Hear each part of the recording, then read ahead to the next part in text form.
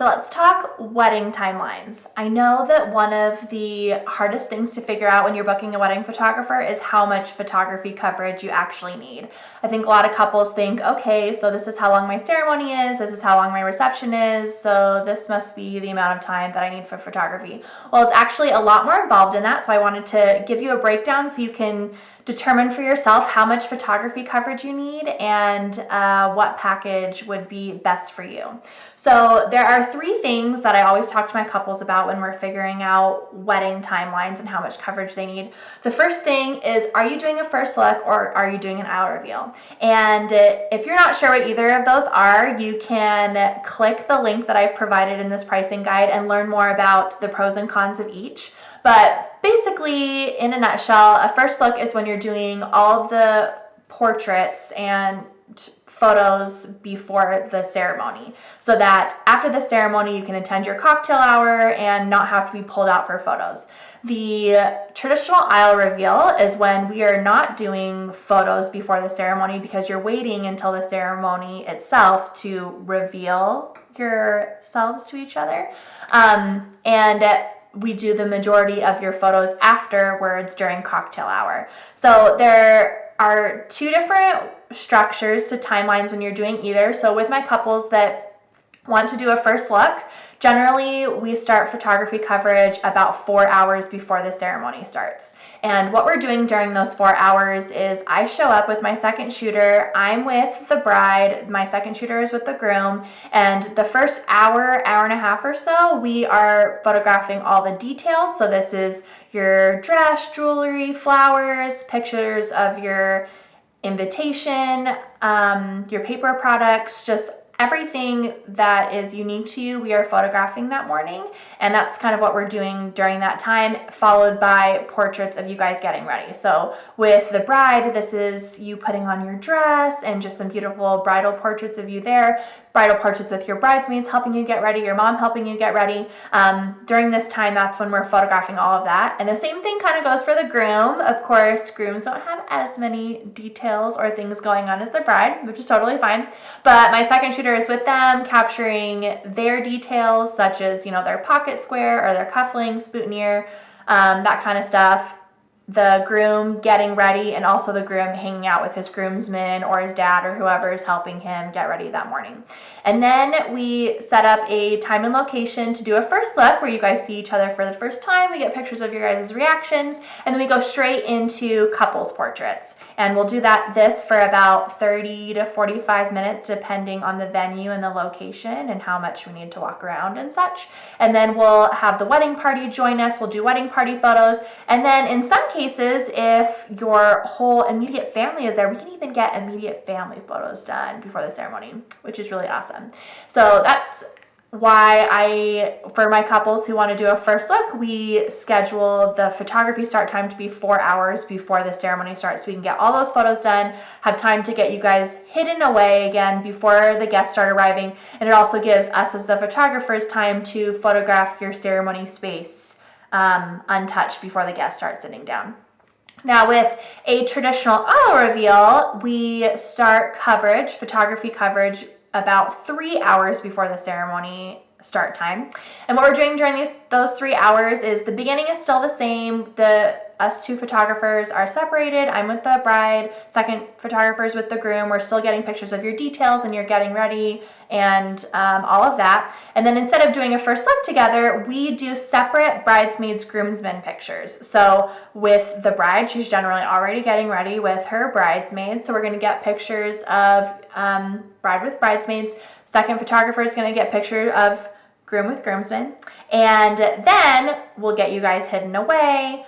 We'll go photograph your ceremony space. You'll have your ceremony, and then immediately after your ceremony, that's when we'll do family photos of your full wedding party, so bridesmaids, groomsmen, everybody, and then portraits of you guys together.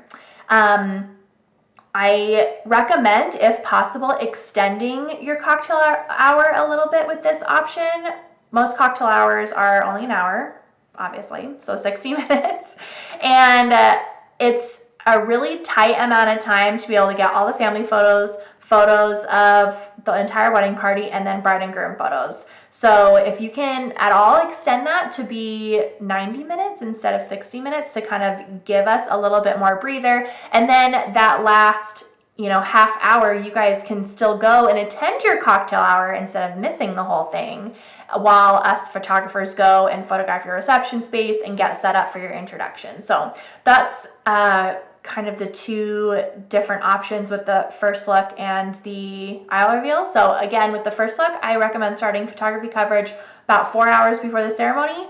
With aisle reveal, we'll start about 3 hours before the ceremony, but then if you can, extend the cocktail hour a little bit. A second pointer when figuring out your photography timeline for your wedding day is your ceremony. So if you are having your ceremony at your venue, you don't need to travel anywhere, we're not doing any church services, then ceremonies typically are about 30 minutes or less. I always plan on about 30 minutes, so you can plan on that as well. And then we'll go straight into cocktail hour and reception coverage. With a ceremony that is off-site or a ceremony that is at a church, make sure that you work into your timeline travel so that we can get to and from that location. And if you are doing a church ceremony, especially if it's a Catholic ceremony and we're doing a full mass, those usually last at least 60 minutes, if not 90 minutes. I always err on the side of a little bit longer because if things tend to run late, we don't want your photography time to be squished. So if you're doing a full mass, plan on 90 minutes and then the travel to and from. So that's something to consider when doing your timeline. So the last portion of the timeline is the ending, so the special exit.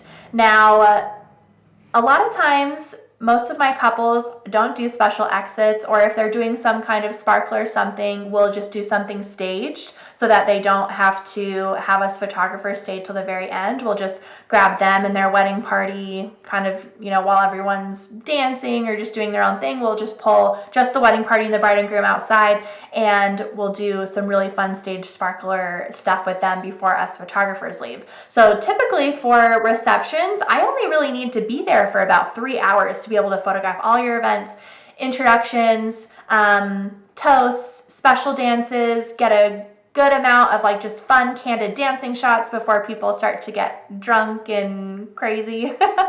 And then if you have sparklers and you want to do something staged, then we can do that right before we leave.